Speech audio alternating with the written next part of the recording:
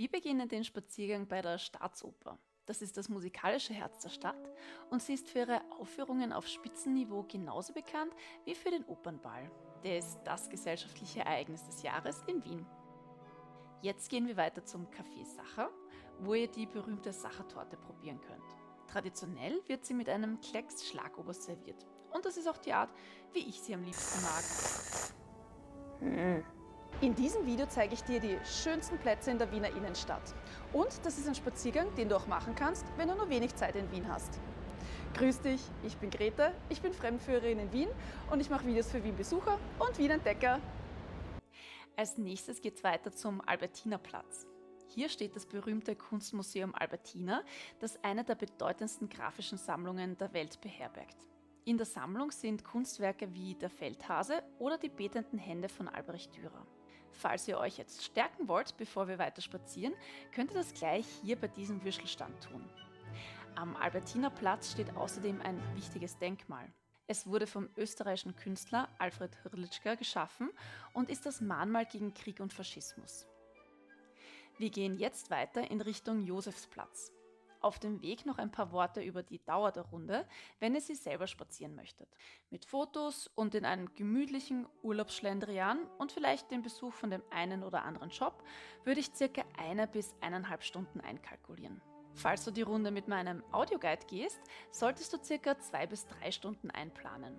Da hast du dann noch Zeit für Fotos und Pausen. Aber das kannst du natürlich auch flexibel gestalten und Sehenswürdigkeiten auslassen oder, falls es dir wo besonders gut gefällt, auch länger verweilen.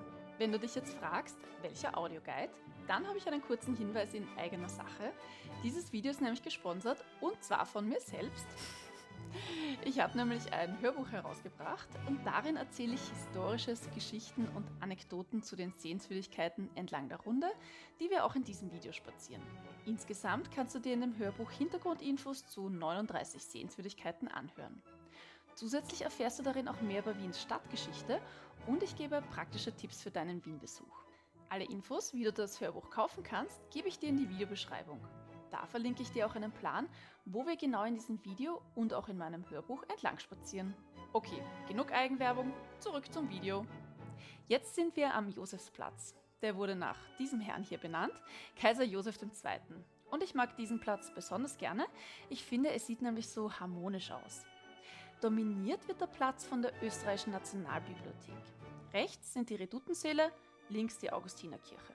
Hier haben übrigens Kaiser Franz Josef und Kaiserin Elisabeth, besser bekannt als Sissi und Franzl, geheiratet.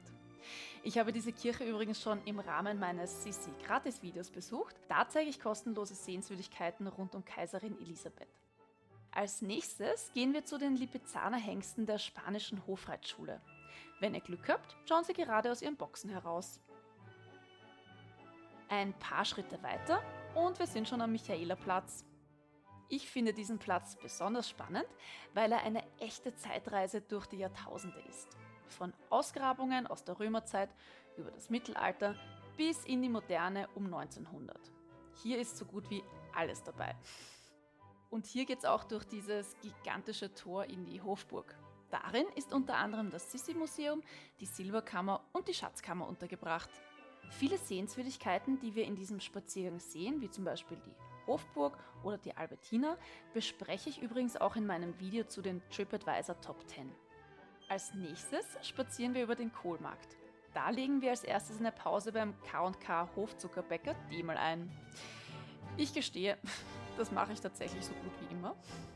Und egal was man isst, es ist einfach alles lecker. Und nachdem ich die Süßigkeiten von hier so mag, gibt es natürlich auch schon Videos dazu, unter anderem zur Sachertorte und ihrem historischen Hintergrund und auch zu den kandierten Veilchen, die schon Sissi verspeist hat.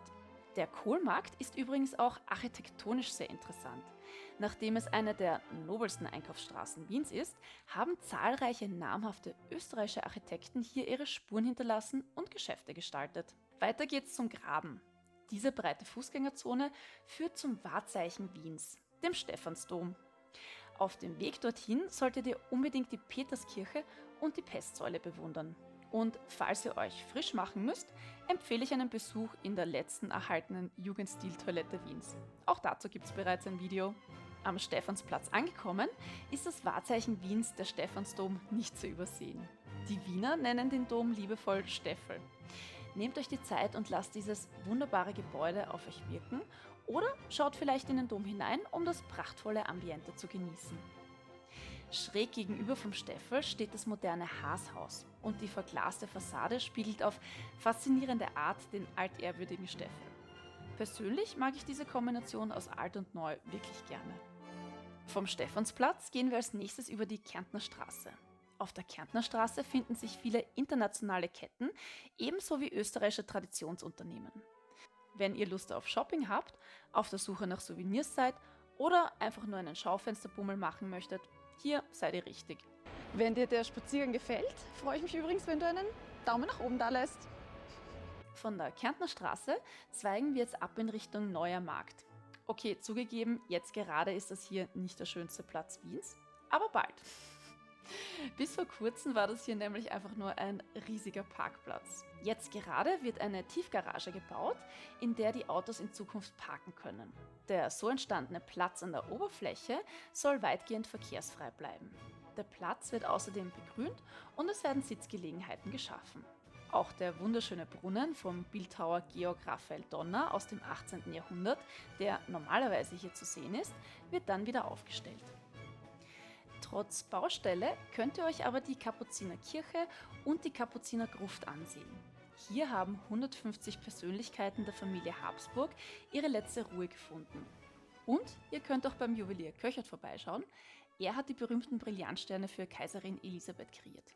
Mehr dazu erzähle ich in meinem Sissi Gratis Video. Ich wünsche euch viel Spaß beim Entdecken der Stadt.